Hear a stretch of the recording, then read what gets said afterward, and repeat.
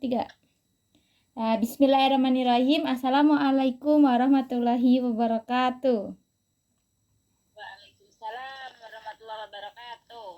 Ya, jadi di sini Uus mau ngerjain tugas dari Bu Hilmi tentang ilmu ekonomi syariah.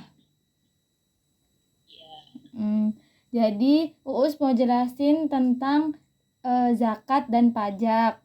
Nah, kan Mama tahu kan zakat sama pajak itu? Tahu dong.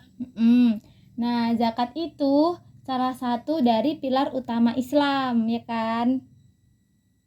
Terus merupakan kewajiban keuangan yang dikenakan kepada seluruh umat muslim yang mampu dan untuk membersihkan harta mereka dari sifat-sifat negatif seperti kekikiran dan keserakahan.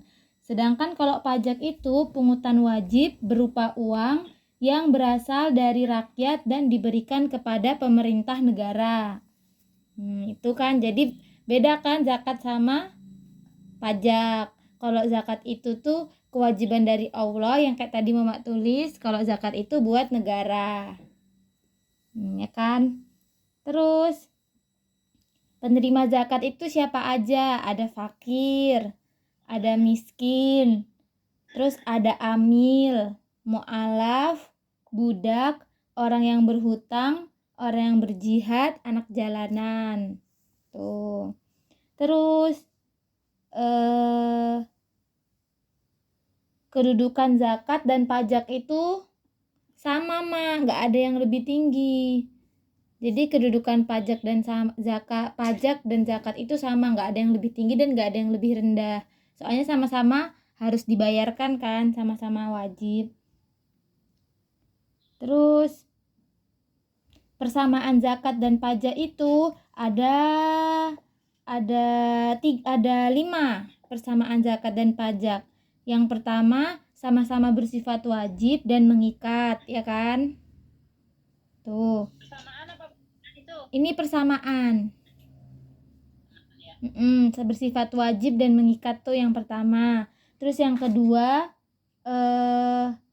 dalam pemerintahan Islam, zakat sama pajak itu sama-sama dikelola oleh negara. Jadi zakat sama pajak sama-sama dikelola oleh negara, itu yang kedua. Yang ketiga, ada 4 doang, Mak.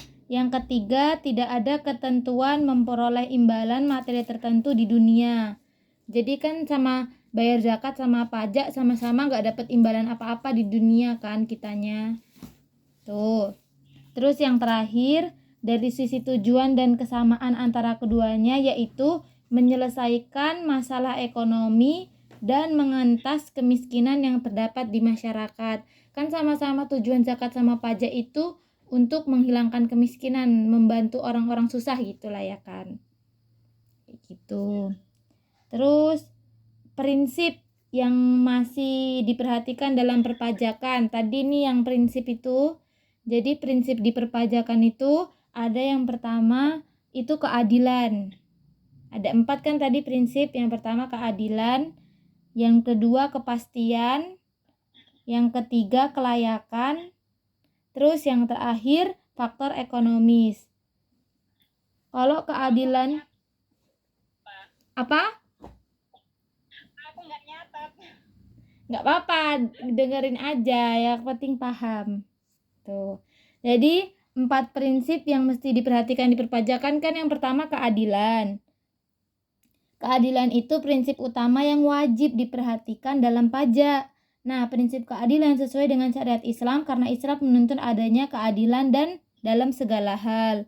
Yang kedua itu kepastian. Pengetahuan para subjek pajak tentang kewajiban hendaklah pasti, tidak boleh ada keraguan sedikit pun karena ketidakpastian dalam sistem pajak sangat membahayakan bagi tegaknya keadilan dalam distribusi beban pajak. Terus kelayakan. Inti dari ini adalah menjaga perasaan wajib pajak. Pajak itu kan wajib dan berlaku sopan terhadap mereka sehingga mereka sukarela membayar pajak. Terus yang keempat, faktor ekonomis. Maksudnya adalah ekonomis dalam biaya pemungutan pajak dan menjauhi berbagai pemborosan. Terus perbedaan pajak tadi belum ya?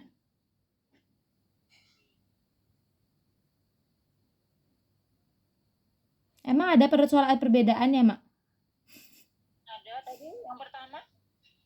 Oh, ini. Kalau zakat itu investasi ketaatan umat terhadap Allah Subhanahu wa taala dan Rasulullah. Jadi, kalau zakat pertama perbedaannya, kalau zakat itu kan kayak apa namanya? Bukti kita taat sama Allah dan Rasulullah. Yang pertama. Yang kedua, zakat ditentukan kadarnya di dalam Al-Qur'an. Sedangkan kalau pajak itu ditentukan di dalam Negara. hukum negara. Terus ya itu dua. Kalau yang pertama itu zakat itu bukti taat sama Allah dan Rasulullah. Kalau pajak itu bukti apa coba? Bukti ketaatan sama negara dong. Iya. Terus kalau yang kedua, pajak itu apa tadi? Pajak itu ditentukan kadarnya ditentukan negara. Kalau zakat kadarnya ditentukan Al-Qur'an. Iya begitu. Sudah paham Kak Mama? Sudah. Nah, oke.